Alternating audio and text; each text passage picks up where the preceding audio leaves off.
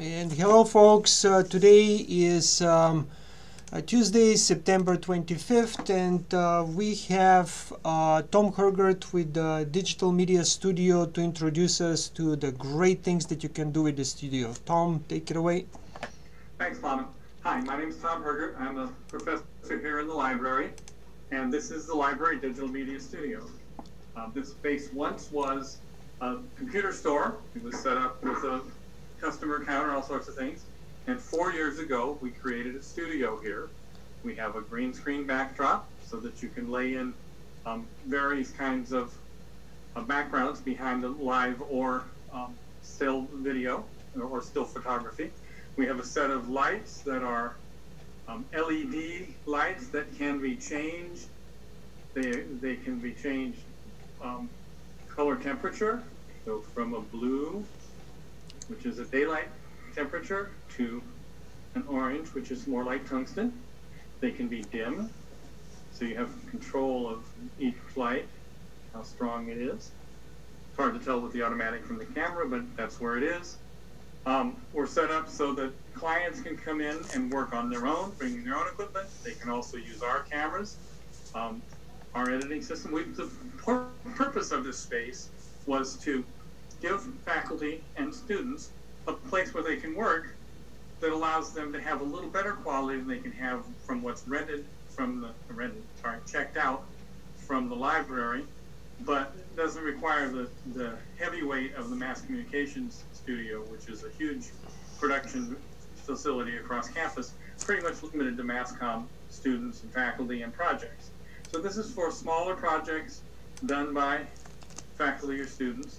Right now the access is by contacting me. Folks who are on a list to check out the keys to the space do have access. And typically those are professionals or very advanced students with specific projects to work on. You can see I'm lit right now more or less reasonably.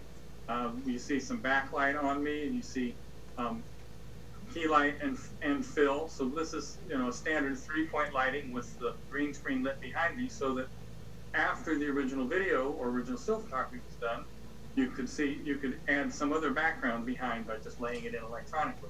And that would be done here in the edit room, which is a better editing system than is available on most campus computers. Campus computers have some editing software, but in our case we have a lot more here. We have Adobe Premiere, we have Apple Final Cut Pro, and we of course have iMovie.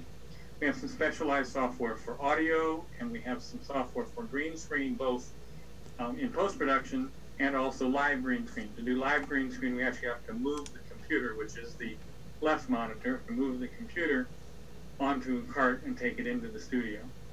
But we're set up here. This is the computer behind these is an iMac, and it's 4 years old, but at the time we bought it, it was the most elaborately set up iMac that the university had purchased. So. And probably it's still doing a great job crunching big data, right? Oh yeah, it's a fabulous machine. It has extra RAM, extra hard drives, and we have a whole bunch of extra hard drives tagged onto it as well. Another group that's been using the studio is the University of Communications. They do a lot of still work where they need a solid background. So they've brought their own paper background here that gives them a space that's called limbo. So if you photograph somebody in front of this, they seem to be out in space somewhere. So that's another problem. They also brought in their studio strobes, so that we have studio strobe lighting.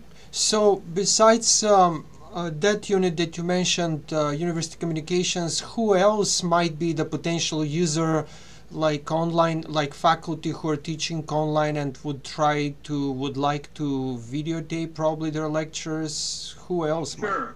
This is really a good place for small pieces. We've done some work for the MBA program where we did faculty introductions here. The editing system allows for pretty rich creation of online media that would be beyond narrated PowerPoint, although those work too. Let you bring in lots of different media, work with the editing systems here.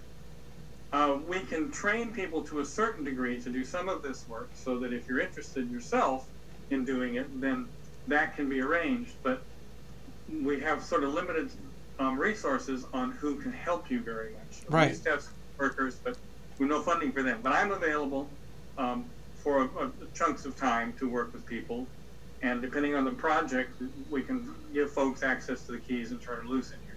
Excellent. Well, our 5 minutes are almost out, and I thank you very much, Tom, for this short intro. If somebody has more questions, we'll definitely can turn to you. That would be great. You can email me at tratrgert@stcloudstate.edu. Thank you, Tom. See you soon. Thanks, Plum, and take care. Bye.